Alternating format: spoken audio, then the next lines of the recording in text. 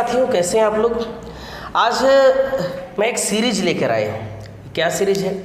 Class 10th। अगर आप class 10th के बच्चे हैं, आपके घर में क्लास 10th के बच्चे पढ़ते हैं, तो मैथ यानी गणित के क्षेत्रमिति का सीरीज लेकर आया हूँ, जो मैं लगातार बताता रहूँगा।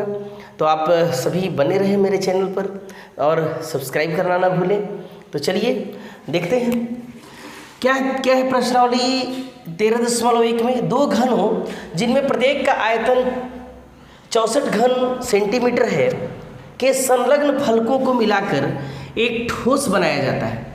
इससे प्राप्त घनाभ का पृष्ठीय क्षेत्रफल। भाई घन कैसा होता है?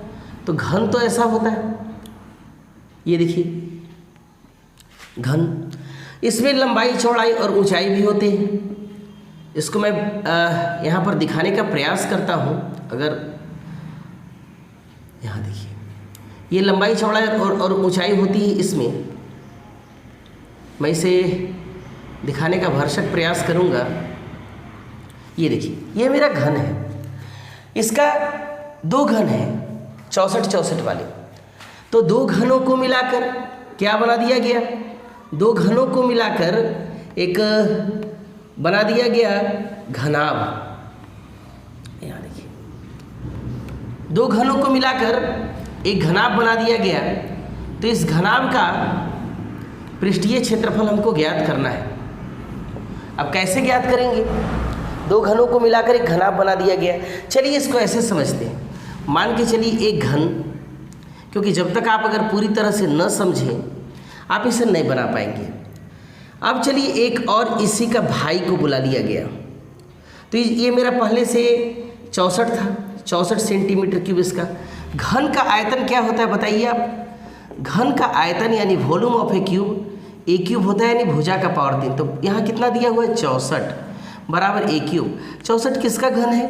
4 का, यानी 4 का क्यूब बराबर ए क्यूब, यानी ए बराबर 4 सेंटीमीटर। यानी एक भुजा मेरा निकल गया 4 सेंटीमीटर। एक भुजा हम ज्ञात कर लिए।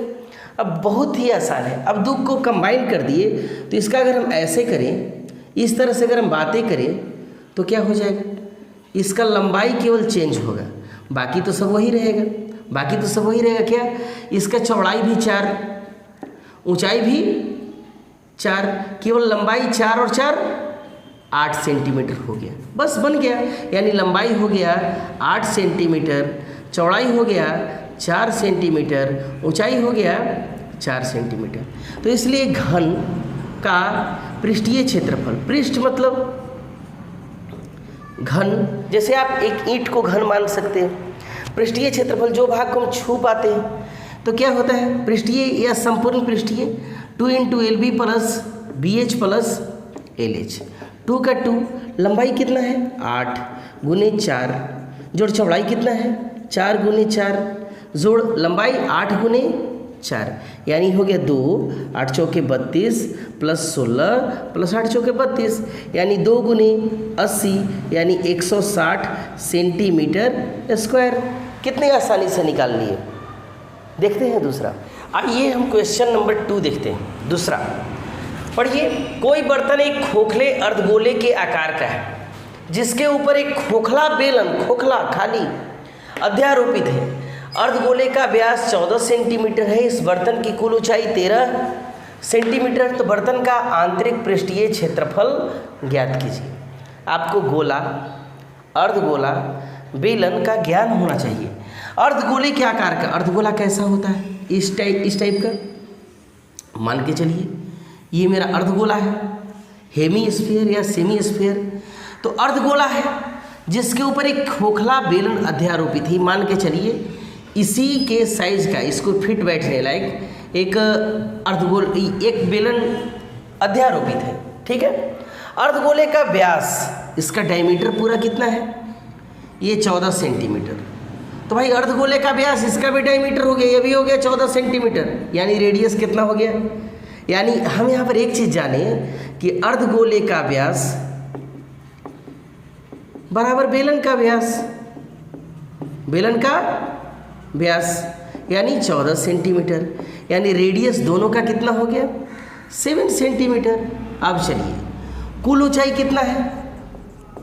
कुल ऊंचाई कितना है 13 सेंटीमीटर, पूरा यहाँ से लेकर यहाँ तक यह 13 सेंटीमीटर है। तो जब ये भी इसका 7 हुआ, यानी यहाँ से यहाँ तक भी 7 होगा, यानी गोले की त्रिज्या भी, ये जो अर्धगोला है इसका रेडियस भी 7 सेंटीमीटर होगा। तब तो कुल ऊंचाई 13 है, इसलिए बेलनाकार भाग की ऊंचाई, बेलन की ऊंचाई कितनी हो जाएगी? तो 13 में से ये अर्धगोला वाला घटा दीजिए 7, यानी 6 सेंटीमीटर। यहाँ से यहाँ तक हो गया 6 सेंटीमीटर। अब क्या बोला, इस बर्तन के आंतरिक अंदर के पृष्ठों का, जैसे ये अर्धगोला है इसके ऊपर हम बेलन लगा दिए हैं, तो अंदर के पृष्ठों का क्षेत्रफल, तो इसलिए बर्तन, यानी क्या बोला है, बर्तन बनाया है कि या खिलौना, तो बर्तन का आंतरिक पृष्ठीय क्षेत्रफल, आंतरिक पृष्ठीय क्षेत्रफल। तो इसमें 2 चीज़ें हैं बर्तन में, एक अर्धगोला है और एक बेलन है। यानी अर्धगोला का आंतरिक पृष्ठीय क्षेत्रफल, आंतरिक पृष्ठीय क्षेत्रफल जोड़ बेलन का आंतरिक पृष्ठीय क्षेत्रफल, आंतरिक पृष्ठीय क्षेत्रफल। अर्धगोला का कितना होता है? तो गोला का होता है 4 पाई आर स्क्वायर, तो अर्धगोला का 2 पाई आर स्क्वायर, क्योंकि रेडियस दोनों का सेम है। और उसके बाद बेलन का, तो बेलन का होता है 2 पाई आर एच, 2 पाई आर एच। अब इस पर वैल्यू बैठा दीजिए, 2 पाई को कॉमन ले लीजिए, 2 पाई आर को, तो हो गया आर प्लस एच। तो क्या हो गया, 2 पाई का मतलब 22/7, रेडियस 7, आर्क 7 और हाइट है, ये हाइट किसका, तो बेलन की ऊंचाई, यानी 6 सेंटीमीटर, यानी 7 खत्म, 22 दूनी 44 गुने 7 6 13, यानी 13 चौका 52 के 2 कैरी 5, 13 चौका 52 5 57, 572 सेंटीमीटर हमने क्या निकाला है, क्षेत्रफल। तो क्षेत्रफल होता है घात 2 में। तो इस तरह से अगली वीडियो देखने के लिए हमारे चैनल पर बने रहें। तब तक के लिए जय हिंद।